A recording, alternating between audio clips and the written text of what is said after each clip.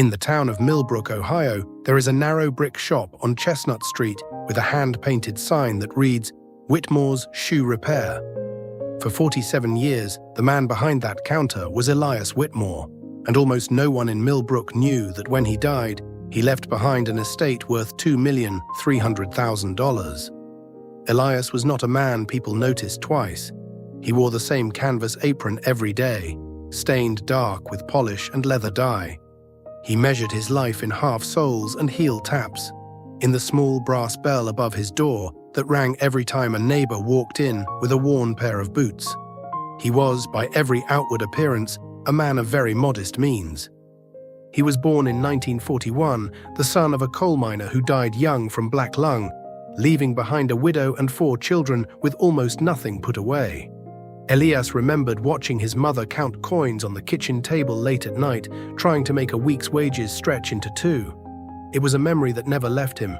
He left school at 16 to apprentice under old Mr. Kowalski, the cobbler who ran the shop before him, a stern Polish immigrant who did not believe in wasted motion or wasted leather. Kowalski taught him to skive leather thin as paper, to stitch a welt by hand so it would outlast the sole twice over, to make a shoe last 20 years instead of 2. Kowalski used to say that a good cobbler did not rush, because rushing was how you ruined good material, and Elias carried that lesson into every part of his life. When Kowalski retired in 1968, Elias bought the shop with a loan from the Millbrook Savings Bank, $4,000, paid back over 6 years, $1 at a time from the till, a debt he cleared 8 months early by working Saturdays. No one asked him to work. He married Ruth Ann Carver in 1969. She taught 3rd grade at the elementary school 2 blocks away. They never had much. They rented a small house on Pearl Street, drove a used Ford pickup for 11 years, and ate dinner at the same oak table every night at 6 o'clock. But Ruth had a habit that would change everything.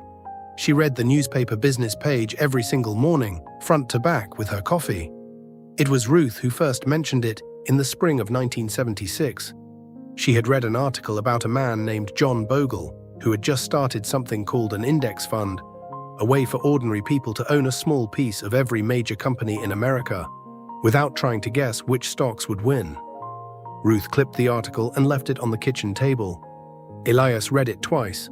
That August, Elias walked into the Millbrook Savings Bank and opened a brokerage account with $300, money he had saved from resoling boots for the volunteer fire department. He told no one. Not his brother, not his best friend Walt, who ran the hardware store next door. He simply began setting aside a portion of every week's earnings. No, some weeks it was only $10. Some weeks, when a big order came in from the shoe factory outside town, it was $200. He never checked the price before he bought. He bought in October of 1987, the week the market fell more than 20% in a single day, because that was simply the week he had money saved. He did not know he was doing anything unusual. To Elias, it was no different than resoling a boot.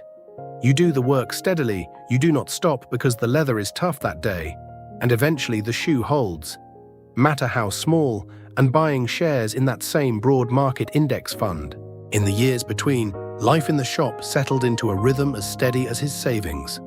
Every morning, Elias arrived at 6:30, swept the doorway, and set out a small chalkboard listing that day's prices, unchanged for years at a time. Regulars came to know the sound of his hammer through the window before they even opened the door. He kept a jar of peppermints on the counter for children who came in with their fathers, and he remembered, without ever writing it down, which of his customers preferred a rubber heel to a leather one. Ruth would stop by most Fridays after school let out, bringing him a thermos of coffee, and the two of them would sit for 10 minutes on the bench outside, watching the town go by. It was not a remarkable life to anyone passing on the sidewalk. It was simply a life lived on time, the same way Elias built a shoe, one careful stitch after another, never skipping a step to save an afternoon. The 1990s came, and Millbrook changed. The shoe factory closed, half the storefronts on Chestnut Street went dark, but people still needed their shoes fixed because new ones cost more than they could spare, and Elias's little shop stayed busy. He kept setting money aside, he kept buying. Ruth kept clipping articles and reading him the numbers at dinner, not because he asked, but back when the dot-com crash came in 2001, and half of Elias's neighbors who had gotten swept up in flashy tech stocks lost their savings. Elias's plain, boring index fund fell too, but he did not sell. He could not have told you the exact percentage it dropped. He only knew that shoes still needed fixing, and Tuesday still needed a deposit slip filled out. He kept working, he kept buying, or it had become a small ritual between them, like grace before a meal. In 2008, the financial crisis arrived, and this time even Walt from the hardware store came into the shop looking pale, saying he had lost nearly half of what he had saved for retirement in the stock market, and that he had already sold what remained, unable to stand watching it shrink any further. Elias listened, nodded, resoled Walt's boots free of charge that week, and said nothing about his own account. Privately, he and Ruth sat at the oak table that night and looked at their modest statement, which had fallen a great deal too. Ruth asked him plainly whether he was frightened. Elias said he supposed he was, a little, but that a scared man still had to get up and open the shop in the morning, and a scared dollar still bought the same number of shares as a confident one. That year, when prices were at their lowest, Elias did something he had never done before. He took an extra $800 from a good year of repairs, money he and Ruth had been saving for a new roof, and he put it into the market instead. Ruth agreed without hesitation. They patched the roof themselves that winter instead, borrowing a ladder from Walt, who never did ask why Elias seemed so calm. Ruth passed away quietly in her sleep in the spring of 2012, 43 years after their wedding. Elias grieved in the only way he knew, by going to work. He opened the shop every morning at 7, just as he always had. He kept a photograph of Ruth taped inside the cash register drawer, where he would see her face every time he made change. He kept investing, even into his 70s, even as his hands grew stiff and his eyesight dimmed. He set money aside every week without fail. In March of 2020, when the pandemic closed, half the businesses in Millbrook and the stock market fell faster than it ever had before.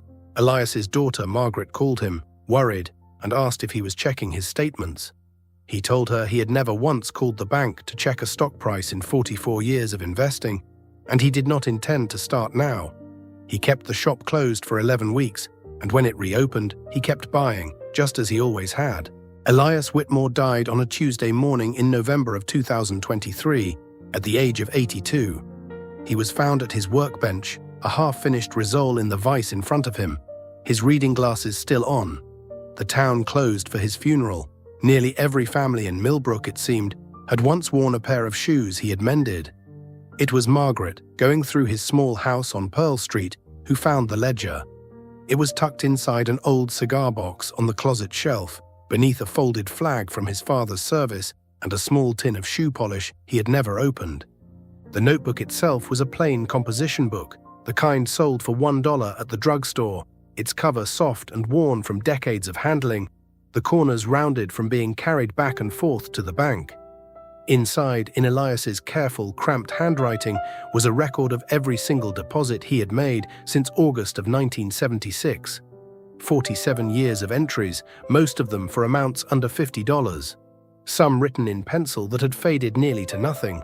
Others in the same blue ink he used for shoe repair receipts. Margaret brought the notebook to the family's accountant, along with a folder of brokerage statements Elias had kept, filed by year in a filing cabinet behind the shop counter. What the accountant found took him 3 days to fully calculate. Through nearly 5 decades of small, unglamorous, unbroken contributions, through every crash and every recovery, Elias Whitmore's account had grown to $2,318,000. He had never earned more than modest wages fixing shoes. He had never taken a single financial risk that his neighbors would have recognized as bold. He had simply never stopped, and he had never sold in fear. Compounded over 47 years, his small, steady deposits had multiplied far beyond what anyone in Millbrook could have imagined, including most likely Elias himself. In his will, he left the shop building to Margaret, along with a letter. In it, he explained where the money had come from, and why he had never mentioned it. He wrote that he had not wanted people to treat him differently, and he had not wanted to feel tempted to spend what he had not yet earned the patience to understand. He wrote that Ruth had taught him the only secret that mattered, which was that ordinary people, Doing ordinary things consistently over a very long time could quietly build something extraordinary. Margaret used a portion of the inheritance to establish a small scholarship fund at Millbrook High School for students pursuing trade apprenticeships, the kind of path her father had once walked at 16 years old, with nothing but a willingness to learn a craft. The rest she invested in the same plain index fund her father had trusted. The little shop on Chestnut Street still stands today. The sign has been repainted, but it still reads Whitmore's Shoe Repair, and a young cobbler Margaret hired now keeps the same early hours her father once kept. Margaret kept the composition notebook, and she keeps it now on a shelf in her own home, beside a photograph of her parents on the bench outside the shop.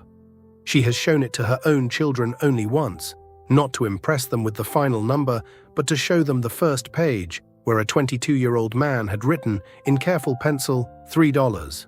August 12, 1976. She tells them that the number at the end of the notebook was never really the point. The point was every ordinary Tuesday that came before it, 47 years of a man who did not wait to feel wealthy before he began acting like someone building something. Patience, practiced quietly for long enough, can become its own kind of fortune. And in Millbrook, Ohio, everyone eventually learned that Elias Whitmore had built one small, unremarkable stitch at a time, or nearly half a century, and she has never once considered doing otherwise.